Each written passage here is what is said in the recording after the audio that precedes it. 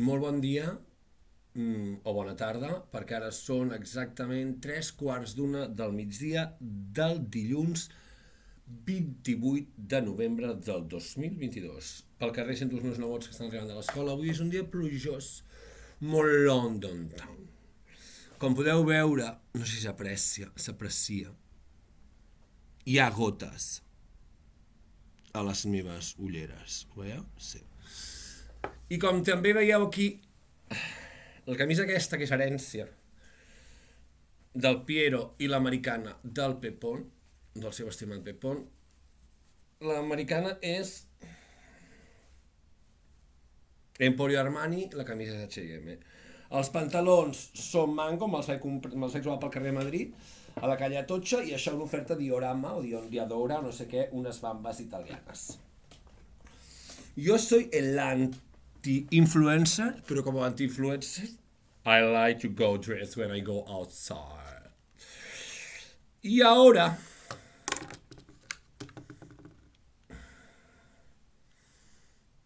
no, no. Vamos a hacer con estas que vamos con el día.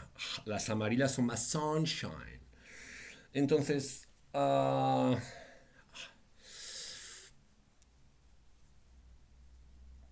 degut a que hi ha cròniques plutòniques i de Venus cròniques, s'ha finalitzat el seu recorregut.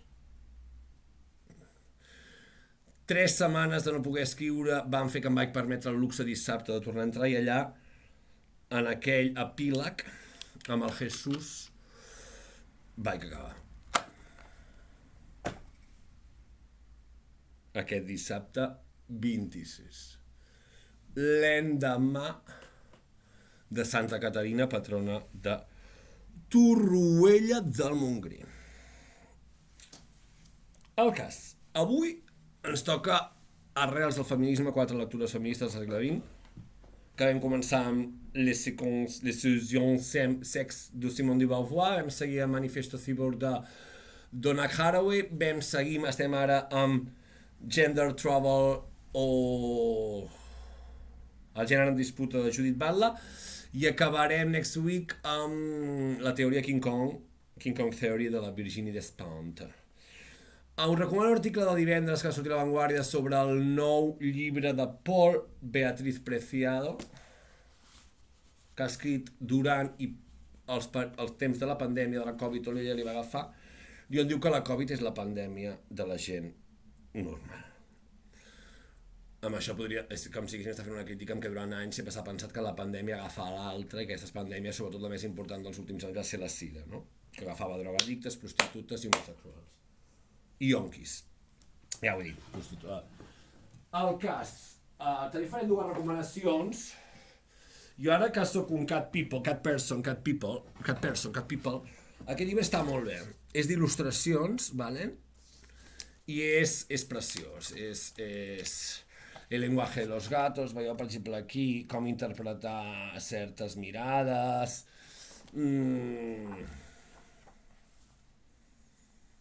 els gossos que havia tingut ella, crec, abans de tenir els gats, i aquesta és ella, amb mimosa, que com sabeu a mi m'encanta també la mimosa. Després un altre llibre que l'Enrique Benamata recomana a La Vanguardia, d'un tio peruà, és boníssim. La tentación del fracaso. Jo tinc un quadre que és meravellós, que un altre dia us ensenyaré, que els meus amants que venen i dormen amb mi s'alliten, bueno, dormen, fan l'amor amb mi, si volen el veuen, però no crec que tinguin gaire temps com per veure'l, que és apologia de la derrota del gran Oriol Vilanova. I ara, acte seguit, us mostraré el nou llibre de Paul B. Preciado i els regals que els he fet a les meves companyes i professors del Centre Cívic Urgell Teresa Pàmies al carrer Urgell. Com veieu, aquest és el llibre de Paul Preciado. La il·lustració és divina i jo diria que és de la Dwayne Sachi. Però ara ho sabrem.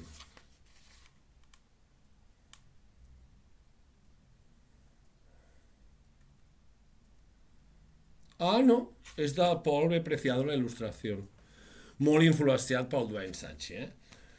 Del llibre, que és ella actualment. Judith Butler diu, esta monumental obra de Preciado es la de un bibliófilo que pone todos sus recursos al servicio de un tiempo y de un mundo hoy día irreversiblemente dislocados, movilizando teorías del lenguaje, la conciencia, la tecnología y la inmunología para narrar la historia de este mundo.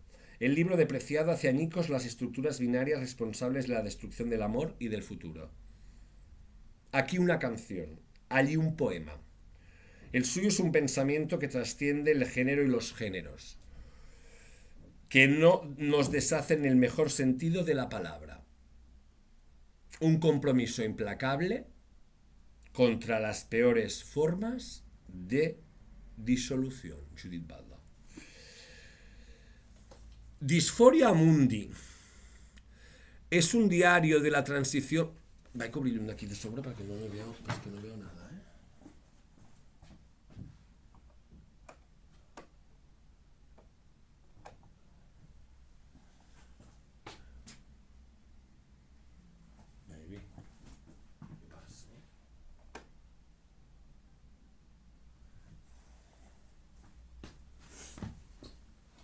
Torno aquí. Disforia Mundi es un diario de la transición planetaria que toma la forma de un texto mutante, hecho de ensayo, filosofía, poesía y autoficción, que busca capturar las convulsiones del fin del capitalismo patriarco colonial. Preciado describe en esta obra las modalidades de un presente revolucionario. No algo que sucede en un pasado mítico o que sucederá en un futuro mesiánico, sino algo que nos está sucediendo. Nos encontramos frente a uno de los libros más ambiciosos que se han escrito durante la crisis de la COVID.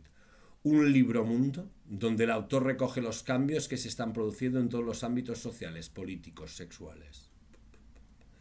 La fascinante hipótesis que nos propone Preciado aquí consiste en generalizar la noción de disforia para entenderla no como una enfermedad mental, sino como un abismo epistémico y político, el que separa el antiguo régimen capitalista, patriarcal y colonial que conduce inexorablemente a la extinción de una nueva forma de vida que hasta ahora había sido descalificada como improductiva y anormal, y que ha acabado revelándose como la única salida posible. The only way out. Explotando todos los límites disciplinarios y sus binarismos, Preciado se afirma aquí como uno de los filósofos internacionales más importantes del momento y consigue entregar, como ha afirmado Judith Butler, una obra monumental, un libro imprescindible para entender el presente y más aún para adentrarse en el futuro. Esta monumental obra de Preciado es la de un bibliófilo. No, esto ya os lo hemos leído antes, nos lo ahorramos. Preciado es un revolucionario del siglo XX. Fabrice Pliskin, Le Nouvel Observateur. El filósofo del futuro, El País. Irreverente, audaz, una bomba mental, Technicart. El filósofo más lúcido de su generación, Vanity Fair, France. Equilicua, me gustaría ahora, lo que pasa es que no sé dónde lo tengo. Hoy nos toca la tercera sesión de Gender Trouble de Judith Butler, que es la que aquí ha apreciado a Paul Beatriz. Y entonces me gustaría encontrar. Hola, boniquitos, architrense.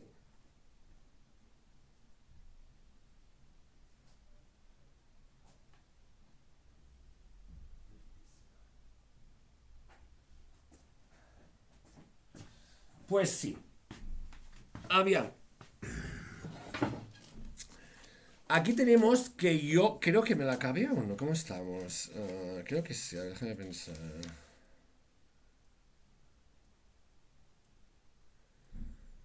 Sí, me lo acabé el otro día. Esto lo había hecho porque os había hecho un molentren con los libros y para que no se me rompan los lados, ¿vale? Y aquí tenemos a Virginie, que fue durante muchos años la compañera sentimental de Beatriz Preciado, cuando Paul B. Preciado era simplemente Beatriz. De ahí este último libro suyo, la disforia en general, no solo sexual, corporal o whatever como concepto de mutación y cambio permanente o parcial o global o general o de vez en cuando en tu vida, como porque realmente si lo tenemos claro es que estamos ya en un presente donde Dios no existe y existe solo el presente, a menos que alguien nos indique lo contrario, que en tantos siglos nadie nos ha contado lo contrario realmente con pruebas fehacientes. En esta nuestra vida podemos hacer un poquito lo que nos viene a decir hola Trency, Paul Beatriz, un poco lo que queramos, podamos, etcétera. Es un poco lo que dice Agrado, el personaje de Pedro Almodovar, Soy Madre, en un momento dado, que es cada una es más auténtico cuanto más se parece a lo que ha soñado de sí mismo o de sí mismo. Entonces, aunque parezcan que los vientos soplen contrarios y la sociedad vaya por un lado, clasifique, te desclasifique, te intente anular, te intente juzgar, etcétera, etcétera, tú tienes que ser libre. Seas chico, whatever. Animal, tal. Entonces aquí tenemos este que es maravilloso, realmente se lee en un pim pam pum, bocadillo de atún. En lo que recomendamos absolutely. Trency está jugando con Archie. Y aquí Gender Trouble, ¿ok? De Judith Butler. Entonces, vamos a hacer un poco un clásico de lo que hacía hace unos años. Que si hoy estamos a 28, a ver, lo que pasa es que el 28 puede ser que sea el prefacio, sí, es que no me interesa mucho, pero no da igual, a ver cómo lo vamos a hacer, es que si no...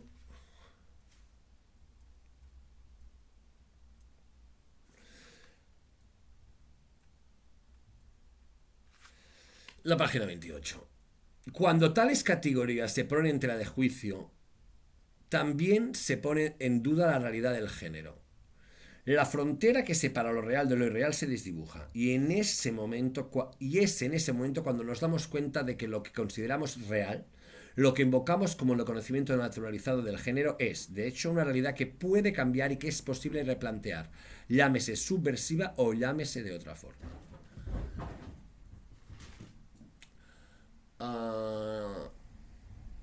Subversiva o de otra forma.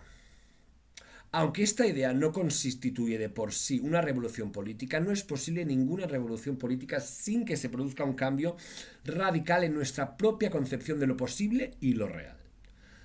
En ocasiones, este cambio es producto de ciertos tipos de prácticas que anteceden a su teorización explícita y que hacen que nos replanteemos nuestras categorías básicas. ¿Qué es el género? ¿Cómo se produce y reproduce? ¿Y cuáles son sus opciones?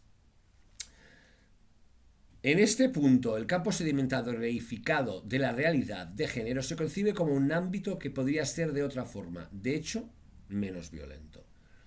Este libro no tiene como objetivo celebrar el travestismo como la expresión de un género modelo y verdadero, si bien es importante oponerse a la denigración del travestismo que a veces tiene lugar. Of course. Indeed. Sino demostrar que el conocimiento naturalizado del género actúa como una circunscripción con derecho preferente y violenta a la realidad.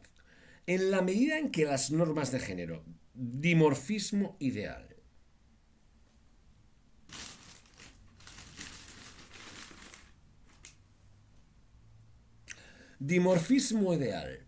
complementariedad heterosexual de los cuerpos, ideales y dominio de la masculinidad y la feminidad adecuadas e inadecuadas, muchos de los cuales están respaldados por códigos raciales de pureza y tabúes en contra del mestizaje, determina lo que será inteligiblemente humano y lo que no, lo que se considera real y lo que no. Establecen el campo ontológico en el que se puede atribuir a los cuerpos expresión legítima. Si hay una labor normativa positiva en el género en disputa, es poner énfasis en la extensión de esta legitimidad a los cuerpos que han sido vistos como falsos, irreales e ininteligibles. El travestismo es un ejemplo que tiene por objeto establecer que la realidad no es tan rígida como creemos. Con este ejemplo me propongo exponer lo tenue de la realidad de género para contrarrestar la violencia que ejercen las normas de género. En fin, se puede decir más cosas pero más claras. Y aquí son 300 páginas muy interesantes. Entonces, ahora quiero que veamos los libros que les van a bien tocar a mis compañeros de clase. De Teresa de Jesús, Camino a la perfección. Camino a la perfección está considerada como la carta magna de las comunidades carmelitas descalzas. Un tratado sobre la obediencia. Santa Teresa de Jesús escribió Camino a la perfección para resumir a las hermanas religiosas el ideal de la descalcez. Sin embargo, los censores de la época se asustaron al ver la libertad de espíritu que reflejaban algunos pasajes, sobre todo los que referían a la penosa situación de la mujer en aquel momento. Y las múltiples tachaduras que hicieron en el original obligaron a que la autora reescribiera el libro. Sin más, vamos también, como es debido, a pasar a la página 28, que es la del día de hoy. Ah, pero esto va a ser el comentario de texto, no me digas, nena. ¿Qué es eso? Bueno, es cierto, es la introducción, también está bien. Lo otro que hemos leído también es la introducción, no pasa nada. Es del capítulo, la parte 28 viene a ser el capítulo, la parte final de lo que él dice, lengua y estilo de... Exacto. Lengua y estilo de Santa Teresa, es la parte final. Por último, conviene matizar el concepto de espontaneidad, ya que este no está reñido con la elaboración ni con la preocupación por el sentido estético formal. Hay una referencia a un autor italiano que no vamos a leer. Justamente las dos reacciones del camino muestran con claridad un afán de precisión tanto en lo lingüístico como en lo doctrinal. En la segunda versión se corrige y lima caligrafía, léxico, sintaxis, imágenes, etc. En todos los niveles lingüísticos se advierten por doquier signos de doble propósito, que constituye la cara y la cruz de la moneda del estilo meteresiano. Expresar de manera directa y eficaz la vivencia interior, sin mediatizaciones convencionales, de fórmulas estereotipadas, expresar a la vez con fidelidad. Este estilo personal se irisa en pluralidades de formas según el género y el contexto concretos. Así son perceptibles las variaciones entre el adoptado básicamente en la trilogía mística, donde lo tratadístico se funde con lo biográfico, y el de las fundaciones, cercano al cronístico, o el de las cartas, de carácter epistolar, etc. Por otra parte, se encuentran rasgos de escritura que prolongan el coloquio conventual, junto a fusiones místicas y vibrantes apologías, alusiones punzantes de ironía al lado de otras en que el recurso está más velado, desahogos líricos junto a exhortaciones y apóstrofes que recuerdan modalidades de la predicación, género al que la santa fue siempre muy aficionada. Todo ello deja traslucir el dominio del utillaje literario y retórico que Teresa de Jesús pone al servicio de la devoción, para comunicar sus vivencias, subrayando las grandezas del que se las provoca, y arrastrar a sus interlocutores a seguir su ideal de vida. Teresa de Jesús. Este le va a tocar, no sabemos a quién, porque esto va a ser un poco amigo invisible. De Marguerite Duras, el amante, nena. ¿Me entiendes? Premio Goncourt en 1984 y llevada al cine en 1992 por Jean-Hugues Anot, el mismo de creo recordar, de Busca del Fuego y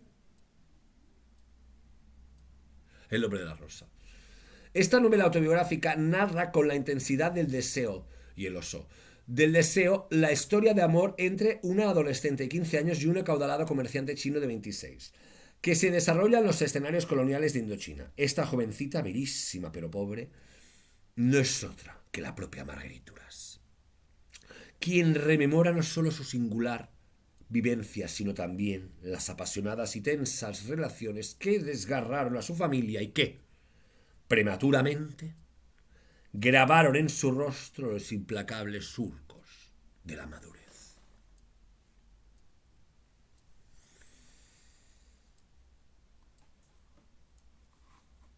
Página 28, nena. A ver qué nos acontece.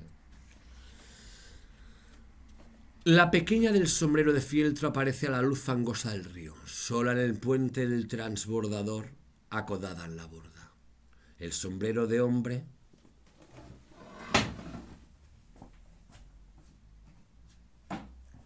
es así. Es este el sombrero con el que fui yo hoy, por Sabadell. El sombrero de hombre colorea de rosa toda la escena. Es el único color. Bajo el sol brumoso del río, el sol del calor, las orillas se difuminan, el río parece juntarse con el horizonte. El río fluye sordamente, no hay ningún ruido. No hace ningún ruido. La sangre en el cuerpo, fuera del agua, no hace viento. El motor del transbordador, el único ruido de la escena, el de un viejo motor descuajaringado, con las bielas fundidas. De vez en cuando, a ligeras ráfagas, rumor de voces. Y después de los ladridos de los perros, llegan de todas partes, de detrás de la niebla, de todos los pueblos. La pequeña conoce al barquero desde que era niña. El barquero le sonríe y le pregunta por la señora directora. Dice que la ve pasar a menudo, por las noches, que ella va con frecuencia a la concesión de Camboya. La madre está bien, dice la pequeña. Alrededor del transbordador, el río llega a ras de borda. Sus aguas en movimiento atraviesan las aguas estancadas de los arrozales. No se mezclan. Han arrastrado todo lo que ha encontrado desde el Tonle Sap, la selva camboyana. Arrastra todo lo que sale al paso, chozas de paja, hombres ahogados, cebos, islas de jacintos de agua aglutinadas. Todo. No.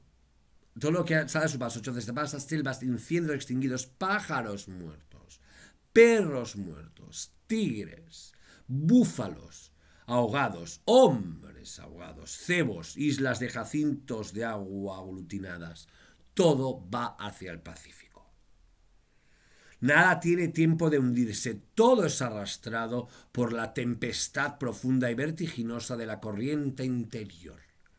Todo queda en suspenso en la superficie de la fuerza del río.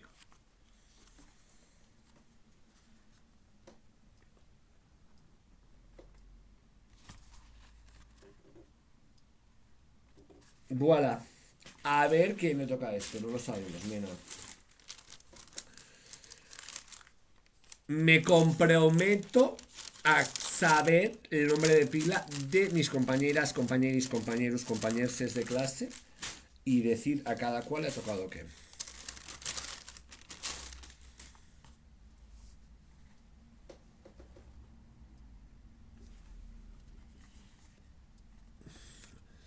Virginia Woolf, Londres. Virginia Woolf, Londres 1882, Lewes, Inglaterra 1941.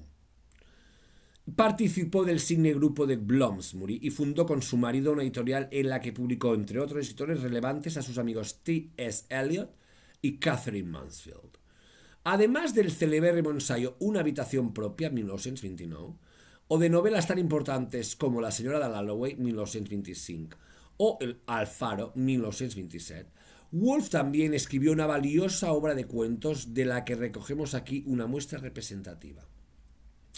La prosa de la autora está unánimemente considerada como una de las cotas más altas de la literatura inglesa, y a menudo sus relatos constituyen experimentos que evidencian su voluntad de renovación formal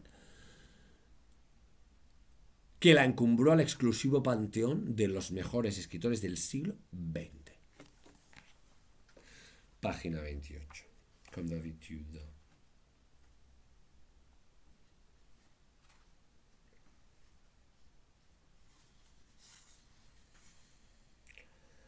¡Ay, Dios mío!, exclamó. ¡Hay una casa en llamas! ¡Alabado sea Dios! Calculó que la casa tardaría en arder el tiempo suficiente para que pudiera terminar de cruzar el río y encaminarse hacia el pueblo. Es un mal viento que no augura nada bueno para nadie, murmuraba mientras avanzaba cojeando por la calzada romana. Sigue viendo con toda nitidez el camino y ya estaba casi en la calle principal del pueblo cuando de repente la asaltó un funesto presagio. ¿Y si fuera mi propia casa la que se está convirtiendo en cenizas bajo mis ojos? Y estaba en lo cierto. Un niño en pijama se acercó a ella brincando, gritando: ¡Mire cómo arde la casa del viejo Joseph Brand! En ese instante los vecinos formaban un corro en torno al edificio en llamas, pasándose cubos de agua que llenaban en el pozo de Monk's House y lanzándoles sobre el fuego. Pero para entonces, este había adquirido enormes proporciones y justo en el momento en que llegó Miss Gage, la techumbre se desplomó. Y el loro, ¿alguien lo ha puesto a salvo?, gritó. De usted gracias al cielo de no haber estado usted dentro, le contestó el reverendo James Hawkesford. Olvídese de ese bicho estúpido. Seguro que se ha asfixiado piadosamente en su percha. Pero Miss Gage quería comprobarlo personalmente. La gente del pueblo, advirtiendo sus intenciones, pensó que no estaba bien de la cabeza si estaba dispuesta a arriesgar la vida por un pájaro, y tuvo que impedírselo. Pobrecilla, dijo Miss Ford. Lo ha perdido todo, excepto una caja de madera con sus efectos personales. Cualquiera de nosotros se volvería loco en un caso así. Dicho esto, Miss Ford, compadecida, tomó a Miss Gage de la mano y se la llevó a su casa para pasar allí la noche. El fuego ya había sido extinguido y todos se fueron a la cama.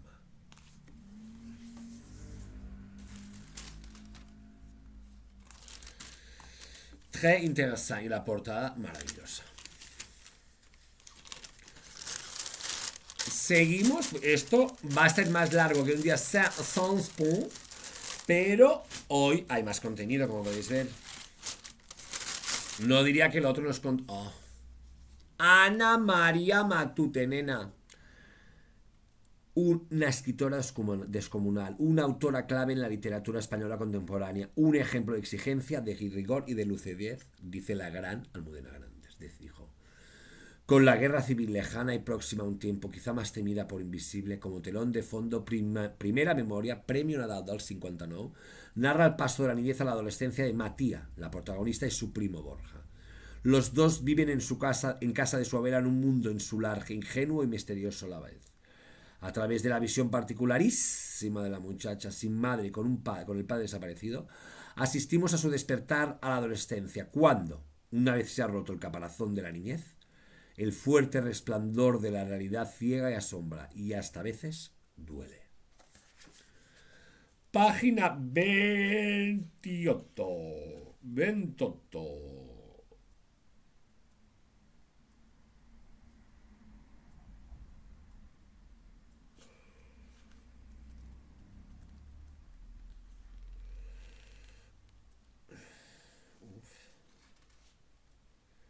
Cuando en el pueblo caía la hora de la siesta, o al resguardo de cualquier otra quietud, en esos momentos, como de espera, resonaban en las callejuelas las pisadas de los hermanos Taronji. Los Taronji, con sus botas altas, sus guerreras a medio abotonar, rubios y pálidos, con sus redondos ojos azules, de bebés monstruosos y sus grandes narices judaicas, los Taronji. La isla, el pueblo, los sombríos carboneros apenas se atrevían a mirarles un poco más arriba de los tobillos cuando pasaban a su lado.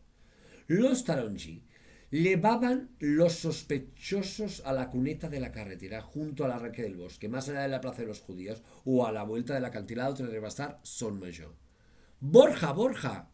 Borja siguió balanceándose mientras pudo. Luego se soltó y cayó al suelo, frotándose las muñecas y mirándonos de través bajo sus párpados anchos y dorados como gajos de mandarina. Monoidiota, dijo. Si papá viene, se lo contaré todo, todo. Ya puedes rezar para que no venga, aunque tú no puedes rezar porque no crees en nada. Se lo contaré a papá y te entregará a los Taronji. ¿Y sabes qué pasa con los monos viejos y pervertidos como tú? El chino se mordió los labios. Borja se acercó de nuevo a la mesa, rascándose un brazo. Hay calma, chicha, dijo. ¿Vamos? Ella no ha terminado su traducción. Ella no, maulló Lauro el chino, pobre preceptor de los jóvenes Borja y Matías. Pobre, pobre mono con sus lamentos nocturnos y su húmeda mirada de protegido de la abuela, con su atado retorcido, empaquetado odio, arrinconado debajo de la cama como un lío de ropa sucia. Pobre Lauro el chino, triste preceptor sin juventud, sin ordinariez compartida, con palabras aprendidas y corazón de topo. sus manos de labrador frustrado con los bordes de los dedos amarillentos y las uñas comidas.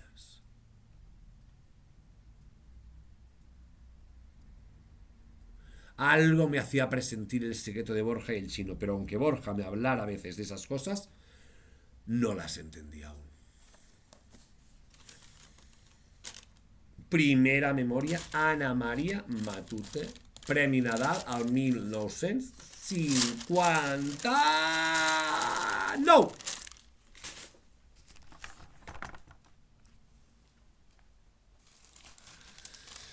Y vamos a otra cosa mariposa. Oh, maravilloso. No se lee, ¿no? De verdad que cada imagen más pobre, ¿no? Henry David Thoreau. Thoreau ens proposa un art de la passejada que va més enllà del simple exercici físic per a convertir-se en una intensa activitat dels sentits i de l'ànima. De l'home. En profunda comunió amb la natura. El poeta assagista i naturalista nord-americà Henry David Thoreau, 1817-1862, és conegut sobretot per la seva obra Walden, el relat dels 2 anys que va passar vivint en una cabanya que ell mateix es va construir a la vora del llac Walden enmig dels boscos de Massachusetts. Walden, veritable o de la natura, s'ha convertit en un clàssic i en un text precursor de l'ecologisme. A Passejades, llibre profund i entretingut alhora, Thoreau fa un cant a l'art de passejar i ens ofereix com una guia personal en l'activitat que, com cap altra, desvella els sentits i l'ànima a l'absoluta llibertat i estat salvatge de la natura. La portada i contraportada reprodueixen 2 fragments de Capvespre a la praderia, obra de A. Biersat, cap a 1870, col·lecció Thyssen-Bornemisza, Madrid. Meravellós. Pàgina 28.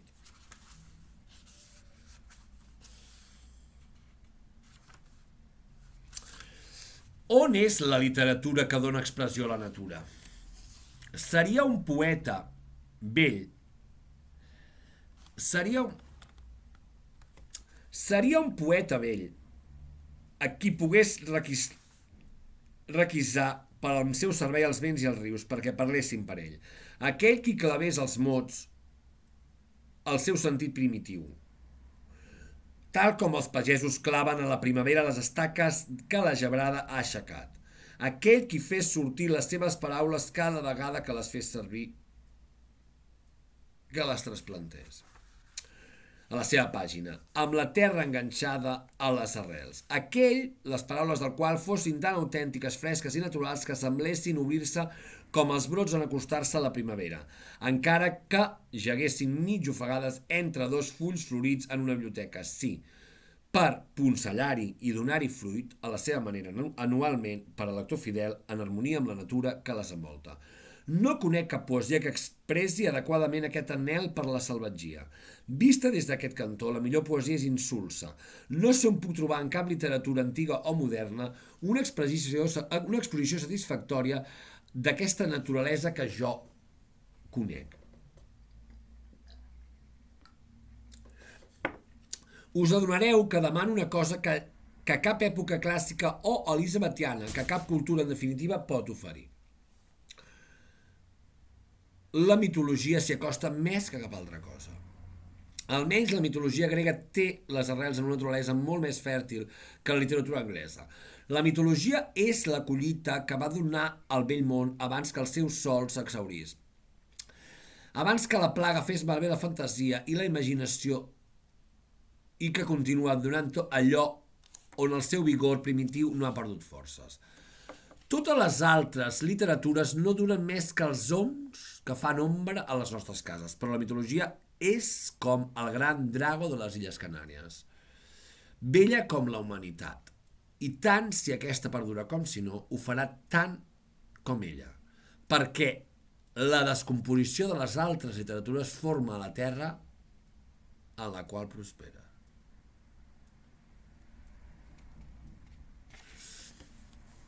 Thoreau.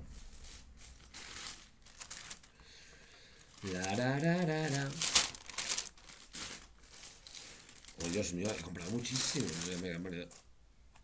And again, Virginia Woolf. Flush. Flush es un cocker spaniel de orejas largas, cola ancha y unos ojos atónitos color avellana. A los pocos meses de su nacimiento regalado a la famosa poetisa Elizabeth Barrett. Flush se convertirá en su compañero inseparable y posteriormente en el cómplice de sus amoríos con el poeta Robert Browning, aunque primero debe superar la animadversión y celos que siente ante su afortunado rival. A través de la historia de su perro, Virginia Woolf nos acerca a la vida de la poetisa Elizabeth Barrett Browning y a una época tan fascinante como la victoriana, consiguiendo una de las obras más deliciosas de la literatura contemporánea. Página 28.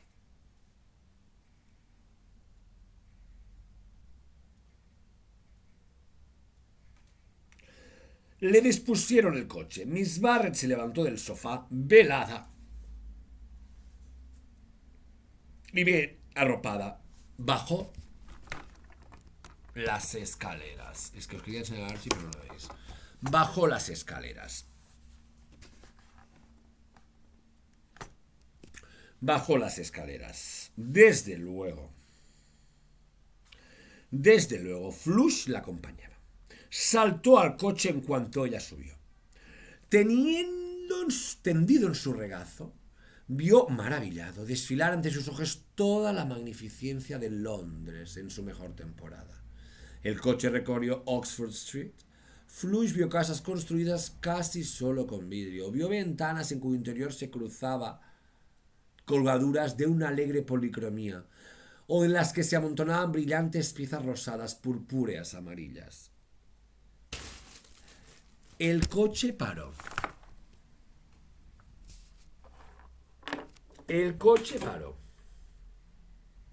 Flush pasó bajo sus arcos misteriosos.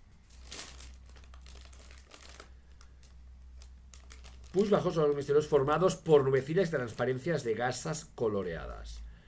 Las fibras más remotas de sus sentidos se estremecieron al entrar en contacto con un millón de aromas de China y de Arabia. Sobre los mostradores fluían velozmente yardas y yardas de reluciente seda. El Bombassí, en cambio, desenrollaba majestuoso su oscura tonalidad sin prisa. Las tijeras funcionaban, lanzaban sus destellos las monedas, el papel se plegaba a las cosas y las cuerdas lo apretaban, y con tanto ondular de colgaduras, tanto piafar de caballos, con las libreras amarillas y el constante desfile de rostros, cansado de saltar y danzar en todas direcciones, nada tiene de particular que Flush, saciado con tan multiplicidad de sensaciones, se adormilara, se durmiera del todo e incluso soñara, no enterándose ya de nada hasta que no lo sacaron del coche y se cerró tras él la puerta de Wimpole Street. La historia de un perro y su dueña, amiga de Virginia Woolf, no es otra que la poetesa Elizabeth Barrett Browning. No es este. A ver, ya nos falta menos, pero esto es más largo un día sense pagar, os ho dic ara, ¿Qué nos toca ahora? Este es el que lo quiero dar al profesor, de Blaise Pascal, sobre la futilidad de la vida. Cuando algunas veces me he puesto a considerar las diversas agitaciones de los hombres y los peligros y dolores a los que se exponen en la corte o en la guerra, de donde nacen tantas querellas, pasiones, empresas audaces y menos dañinas, he descubierto que toda la infelicidad del hombre se debe a una sola cosa, que es no saber quedarse tranquilo en una habitación. El propio éxito científico-matemático de Blaise Pascal, 1623-1662, tal en contraste con su lúcida exposición de los cenagosos fondos del alma humana, demuestra que el programa moderno inaugurado por Descartes es incapaz de dar acceso a los peldaños más elevados de la escalera de Diotimio. El poder de Eros es el de interpretar y transmitir a los dioses los mensajes de los hombres y a los hombres los mensajes de los dioses, los ruegos y sacrificios de los unos y los mandatos y recompensas de los otros. Diotimia de Mantinea. Los secretos de Diotimia, Guillermo Escolar, editor.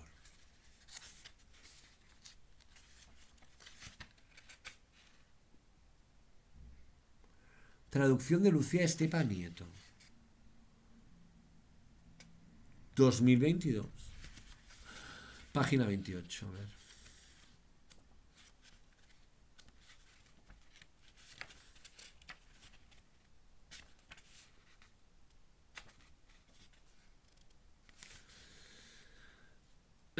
No, 136. Diversión.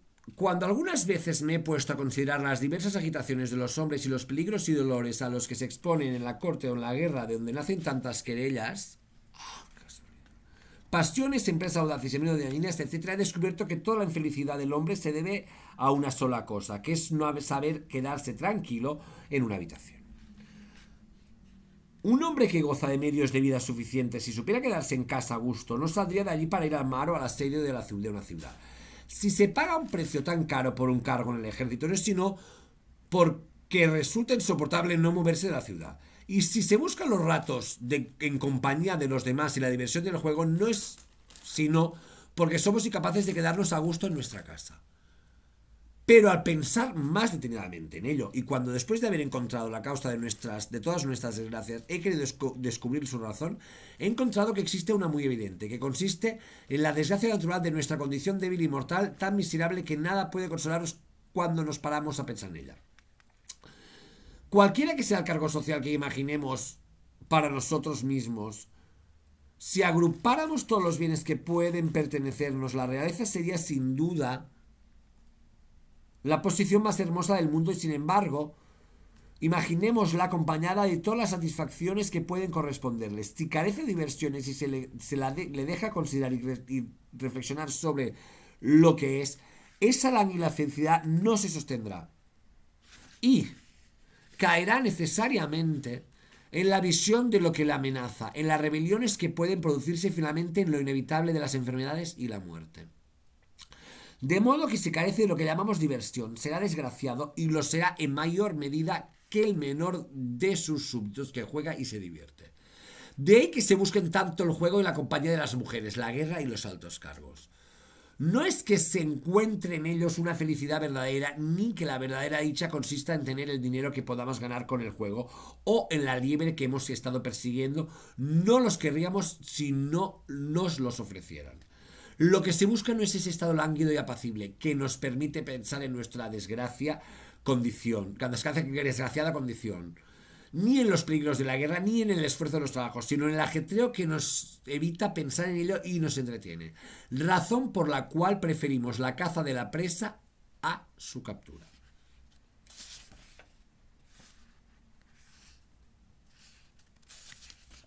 De ahí que a los hombres les guste tanto el bullicio y la agitación. De ahí que la prisión sea un suplicio tan horrible. De ahí que el placer de la soledad sea una cosa tan incomprensible. Y finalmente, el mayor motivo de felicidad en la condición de los reyes es que se buscan constantemente divertirles y procurarles toda clase de placeres. El rey está rodeado de gentes que solo piensan en divertir al rey y impedirle pensar en sí mismo. ¿Por qué? Por muy rey que sea, será desgraciado si lo hace. He aquí todo lo que los hombres han podido inventar para hacerse felices. Y aquellos que quieren dársela de filósofos en este punto y creen que es poco razonable que la gente pase su tiempo persiguiendo una liebre que no querrían haber comprado, no conocen nuestra naturaleza. Esta liebre no nos evitará la visión de la muerte y las miserias, pero la caza que nos aparta de aquella, sí. Y por eso el consejo que se le daba a Pirro de tomarse de antemano el descanso que iba a buscar con tantas fatigas entrañaba muchas dificultades. Decir a un hombre que permanezca en reposo es aconsejarle que viva feliz. Es aconsejarle tener una condición completamente feliz y en la que pueda contemplar un sosiego sin encontrar en ello motivo alguno de aflicción. Es aconsejarle. Es, por lo tanto, no entender la naturaleza. Me está pareciendo buenísimo este. Espera un momento. Ay, no, espera. Ah, no, ya está, sí, seu. No pasa res. Archie. Este es muy bonito, ¿eh? Ya creo que nos falta solo uno. Sin duda es el que me pensaba. The All Auster, Tumbuktu, la última película de Luis García Berlanga, París Tumbuktu, es maravillosa. Cuando Mr. Bones, un perro callejero de gran inteligencia, se encuentra con Willy G. Christmas, poeta errante y vagabundo, se convierten en confidentes inseparables. Como si de Don Quijote y Sancho Panza se tratara, comparten sus días con la soledad, el azar y la dureza de la vida en la calle.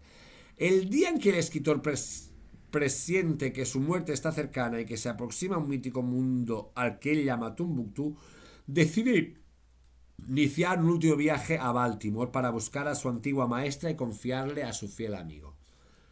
Paul Auster pasará a la historia como uno de los grandes escritores de nuestro tiempo. San Francisco Chronicle. ¿Y este de qué año es? Editado 2018. Muy bien. Traducción de Benito Gómez Ibáñez. Y la página 28.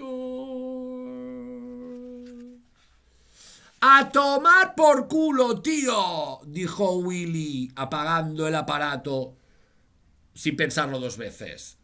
Lamentablemente no pudo dejar las cosas tal como estaban. Movido por la curiosidad o porque quería asegurarse de que no estaba teniendo otra crisis nerviosa, Willy decidió que no perdería nada con poner otra vez la televisión, solo para echar un vistazo una última vez. Eso no haría daño a nadie, ¿verdad?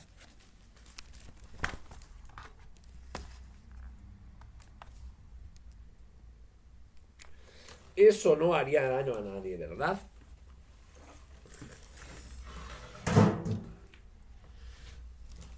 Eso no haría daño a nadie, ¿verdad? Archie.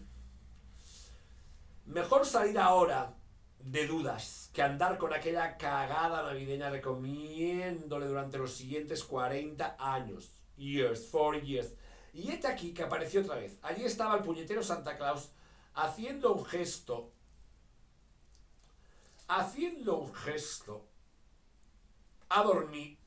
Admonitorio con el dedo y sacudiendo la cabeza con aire triste y decepcionado. Cuando abrió la boca y empezó a hablar, continuando exactamente donde se había quedado 10 segundos antes, Willy no sabía si soltar una carcajada o tirarse por la ventana. Era de verdad, tíos. Estaba ocurriendo algo imposible y en aquel preciso momento Willy supo que ya nada volvería a ser como antes. Esto no ha estado bien, William, declaró Santa. Estoy aquí para ayudarte, pero si no me dejas hablar no iremos a ninguna parte. ¿Me entiendes, hijo? La pregunta parecía requerir una respuesta, pero Willy dudó. Ya tenía bastante con escuchar a aquel payaso. ¿Quería empeorar las cosas contestándole? William, exclamó Santa. Su voz severa y cargada de reproches revelaba la fuerza de una personalidad con la que no se podía jugar. Si Willy quería librarse de aquella pesadilla, no tendría más remedio que seguir la corriente. Sí, jefe, masculló. Lo he entendido perfectamente. ¡Hola, transitiño!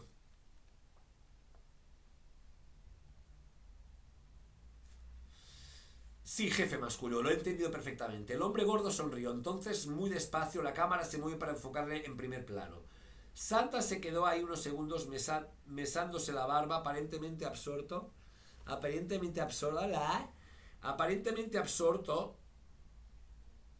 en sus pensamientos. ¿Sabes quién soy?, preguntó el cabo. Al cabo, sé a quién te pareces, contestó Willy. Pero eso no significa que sepa quién eres. Al principio creí que eras uno de esos gilipollas disfrazados. Luego pensé que eras el genio de la botella. Ahora no tengo ni idea. Soy lo que parezco. Claro, tío. Yo soy el cuñado de Haile Selassie. Santa Claus, William, alias San Nicolás. La Navidad personificada. La única fuerza del bien que queda en este mundo. Con que Santa, Y se deletrea S-A-N-T-A, ¿verdad? Sí, eso es. Así se deletrea exactamente. Lo que me figuraba. Pero si cambiamos las letras un poquito de sitio, tenemos S-A-T-A-N. Ni más ni menos. Eres el puto diablo, abuelo, y solo existes en mi cabeza. Interesante relectura de la Navidad. Transitiño, és que ets molt maco i molt entremaliadet, molt entremaliadito. Ara hem de llegir la part final de Paul B. Esto lo vamos a ordenar un poco ya, porque como esto ya está. Los regalos de Navidad ya están preparados. Sí. Así. Me gusta a mí. Así. De Paul Preciado, nena. Vamos a leer también. A ver, escúchame. No hay ningún otro cojín aquí. A ver. De Paul Preciado, vamos a leer también la página 20. ¿Dónde está el Archie? Archie, hola. Ahora tenés, a ver, de la página 28.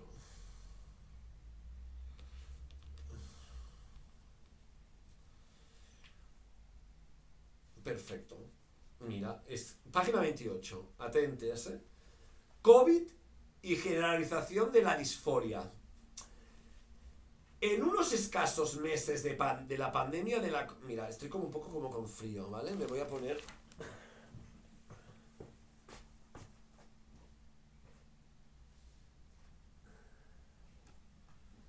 Mi jersey de estar por casa, que no es otro que este, ¿eh?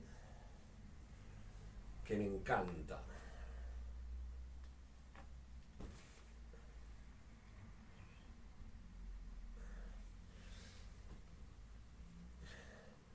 Y con esto ya acabamos, chicos, con la página 28 y parte de la 29 de Disforia Mundi de Paul B. Preciado.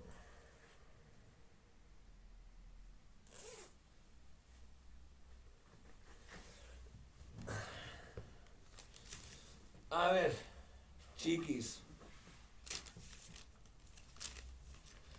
Disforia, generalización de la disforia. COVID y generalización de la disforia. En unos escasos meses, la pandemia de la COVID se ha convertido en el nuevo estilo de los normales. Los blanquitos heterosexuales. La máscara es el condón de las masas. El COVID es el neoliberalismo autoritario. Es al neoliberalismo autoritario lo que el SIDA... El COVID es al neoliberalismo autoritario digital de la era Facebook, Trump, Bolsonaro, Putin, lo que el SIDA fue al neoliberalismo precibernético de la era Petro-Thatcher británica y de las juntas militares de América Latina. Desde la aparición de la SIDA en 1983, e incluso después de la invención de los antirretrovirales, 700.000 personas mueren cada año ante el mundo por causas relacionadas con el VIH.